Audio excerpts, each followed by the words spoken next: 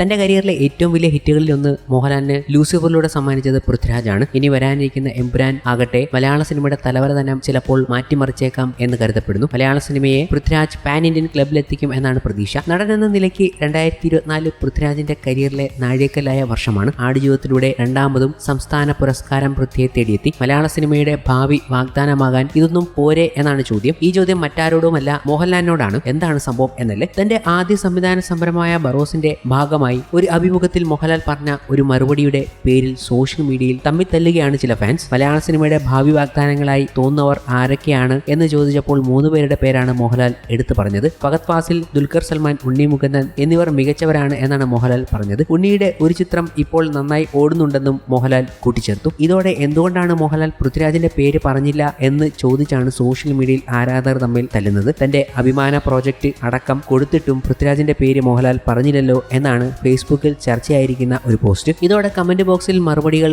നിറഞ്ഞു. പൃഥ്വിരാജ് ഓൾറെഡി ഒരു താരം ആണെന്നും അതിനാൽ ഭാവി വാഗ്ദാനം എന്ന് പറയേണ്ട കാര്യമില്ലെന്നും ഒരു കമന്റ് വന്നു. ഫഹദ് അടക്കമുള്ളവർക്ക് മുന്നേ വന്നതിനാൽ പൃഥ്വിരാജ് സീനിയർ ആണെന്നും കമന്റ് ബോക്സിൽ ആളുകൾ ചൂണ്ടിക്കാണിക്കുന്നുണ്ട്. അതേസമയം ഒരു സംവിധായകൻ എന്ന നിലയ്ക്ക് പൃഥ്വിരാജ് മികച്ച വാഗ്ദാനമാണ് എന്ന് മോഹൻലാൽ അതേ അഭിമുഖത്തിൽ പറയുന്നുണ്ട്. പൃഥ്വിയെ വളരെ ചെറുപ്പം മുതലേ അറിയാം. പൃഥ്വിയുടെ അച്ഛനൊപ്പം താൻ സിനിമകൾ ചെയ്തിട്ടുണ്ട്. ഭയങ്കര കമ്മിറ്റഡ് ആയിട്ടുള്ള സംവിധായകനാണ് പൃഥ്വിരാജ്. സിനിമയെക്കുറിച്ച് വളരെ നല്ല അറിവുണ്ട്. തന്നെ എങ്ങനെ സിനിമയിൽ ഉപയോഗിക്കണം എന്ന് അദ്ദേഹത്തിന് അറിയാം. ലൂസിഫറിൽ നിന്നും തികച്ചും വ്യത്യസ്തമായ ബ്രോഡാഡി എന്ന സിനിമയിലും ഞങ്ങൾ ഒരുമിച്ച് ചെയ്തു. സംവിധായകൻ എന്ന നിലയ്ക്ക് പൃഥ്വിരാജിന്റെ പരിണാമം എമ്പുരാൻ കാണുമ്പോൾ അറിയാനൊക്കും. എമ്പുരാൻ വളരെ വലിയ ചിത്രമാണ്. UK-യിലും അമേരിക്കയിലും ദുബായിലുമൊക്കെ ഷൂട്ട് ചെയ്തു. തിരക്കഥയെയും താരങ്ങളെയും വാർത്തെടുക്കാൻ പൃഥ്വിക്ക് അറിയാം. അദ്ദേഹം രാജ്യത്തെ തന്നെ ഏറ്റവും മികച്ച സംവിധായകരിൽ ഒരാളായി മാറും. ഗംഭീര സിനിമകൾ അദ്ദേഹത്തിന് ചെയ്യാനാകും. മികച്ച ഭാവി വാഗ്ദാനമാണ് പൃഥ്വിരാജ് എന്ന് മോഹൻലാൽ കൂട്ടിച്ചേർത്തു. ഇതൊന്നും പ്രേക്ഷകർ പക്ഷേ കേട്ടില്ല. പ്രേക്ഷകർക്ക് അടിയുണ്ടാക്കിയാൽ മതിയല്ലോ. മോഹൻലാൽ എന്ന പേര് കേൾക്കുമ്പോൾ ചിലർക്ക് അടിയുണ്ടാക്കിയേ പറ്റത്തുള്ളൂ. അങ്ങനെ മോഹൻലാൽ ഇത്രയും വലിയ വിജയം നൽകിയ ഒരാളുടെ പേര് പറഞ്ഞില്ല എന്ന് പറഞ്ഞാണ് അവരുടെയൊക്കെ ഒരു ചൊറിച്ചിൽ. എന്നാൽ മോഹൻലാൽ അത് മാറ്റിക്കൊടുത്തു എന്നത്